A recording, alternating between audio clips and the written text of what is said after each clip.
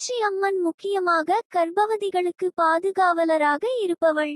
கர்ப்பமுற்றவர்கள் சுகப்பிரசவம் அடையவும் வயிற்றில் வளரும் குழந்தைகள் நலமாக பிரசவம் ஆகவும் அவளுடைய அருள் தேவை என கருதப்படுவதினால் அவளை வணங்கி வேண்டுதல்களை செய்கிறார்கள்.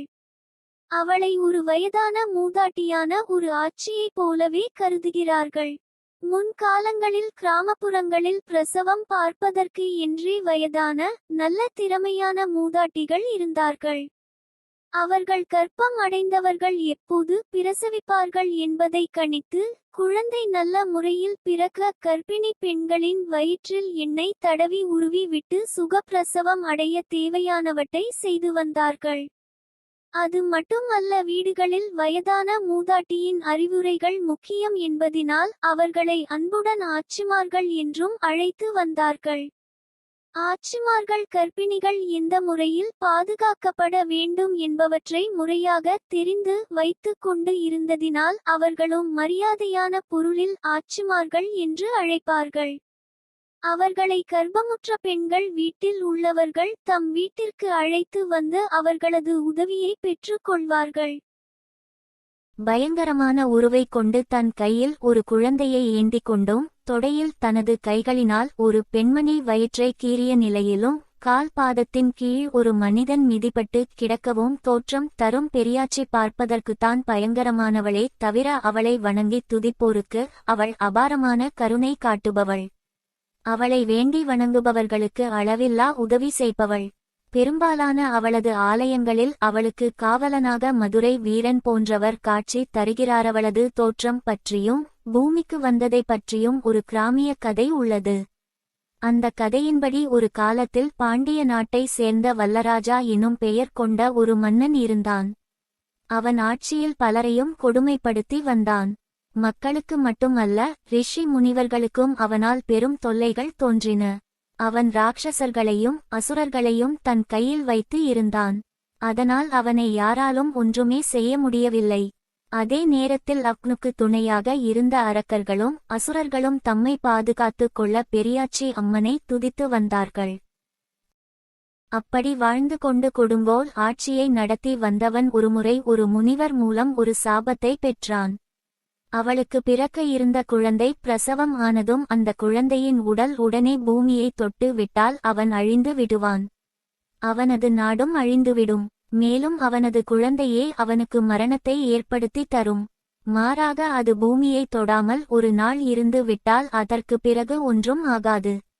அந்த மன்னனுக்கு வெகு காலம் குழந்தை பாக்கியமே இல்லாமல் இருந்தது. ஒருமுறை மனைவி கர்ப்பவதி ஆயினாள்.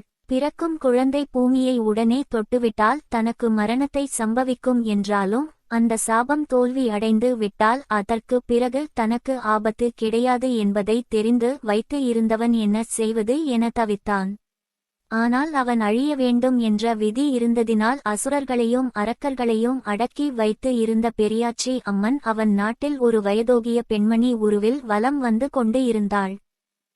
அரசன் தன்னுடைய படையினரை அனைத்து இடத்துக்கும் அனுப்பி மனைவிக்கு பிரசவம் பார்க்க தக்க துணையை தேடினான். ஆனால் யாரும் அவனுக்கு உதவ முன் வரவில்லை. ராணிக்கு பிரசவ வலி வந்துவிட்டது. பிறக்கும் குழந்தையும் நலமாக இருக்க வேண்டும். அதே நேரத்தில் தானும் அழியாமல் இருக்க வேண்டும் என கவலை அடைந்த மன்னன் உடனடியாக கிளம்பி தானே ஊருக்குள் சென்று நல்ல ஆட்சியை பிரசவத்திற்காக தேடிக் கொண்டு இருந்தபோது மன்னனின் முன்னால் ஒரு வயதான பெண்மணியின் உருவில் இருந்த பெரியாச்சி அம்மன் தென்பட்டாள். பெரியாச்சி அம்மன் ஒரு தெய்வப் பிறவி என்பதை அறியாமல் அவளது உதவியை மன்னன் நாடினான்.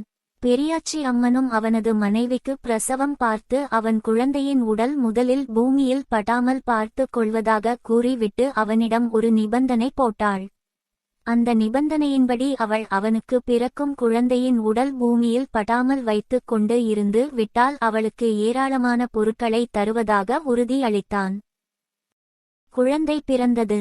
மன்னனின் மனைவியின் அருகிலேயே அமர்ந்து கொண்டு இருந்த பெரியாச்சி அம்மனும் குழந்தையை தன்னுடைய கையில் ஏந்தி கொண்டு அமர்ந்து இருந்தாள். காலக்கெடு முடிந்ததும் அரசன் வந்து அந்த குழந்தையை தன் மனைவியிடம் தருமாறு கேட்டான்.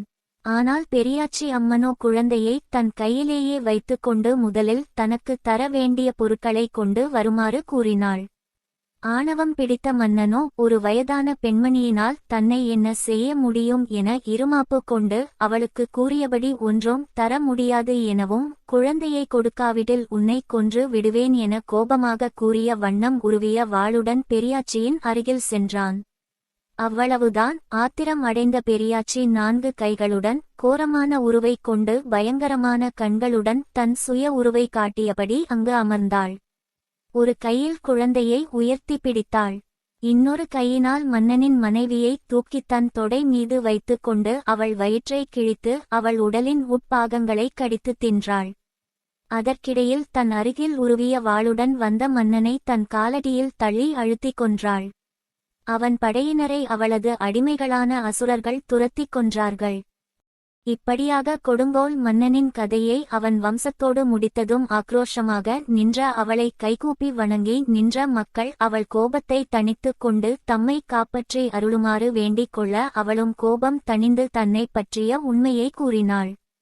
தானே காளியின் அவதாரம் எனவும், இனி தன்னை துதித்து வணங்கி வந்தால் தான் குடிகொள்ளும் ஊரை காப்பேன் எனவும், அவரவர் வீடுகளில் உள்ள கர்ப்பிணிகளுக்கு சுகப்பிரசவம் ஆகவும் அவர்களுக்கு பிறக்கும் குழந்தைகள் நன்கு வளரவும் தான் உதவுவேன் என்றும், அவர்களுடைய குழந்தைகளுக்கு தானே பாதுகாவலராக இருப்பேன் எனவும் உறுதி தந்தாள். இப்படியாக தன்னை அடையாளம் காட்டிக் கொண்டவள் பல கிராமங்களில் கிராம தேவதையாகவும், நகரங்களில் நகர மக்கள் வணங்கும் பேச்சி அல்லது பெரியாச்சி அம்மனாகவும் விளங்கி வருகிறாள். அவள் ஆடி மாதத்தில் பெருமளவு ஆராதிக்கப்படுகிறாள். கர்ப்பிணிகளை அவள் ஆலயத்தில் அழைத்துச் சென்று அவள் ஆசிகளை வேண்டுகிறார்கள்.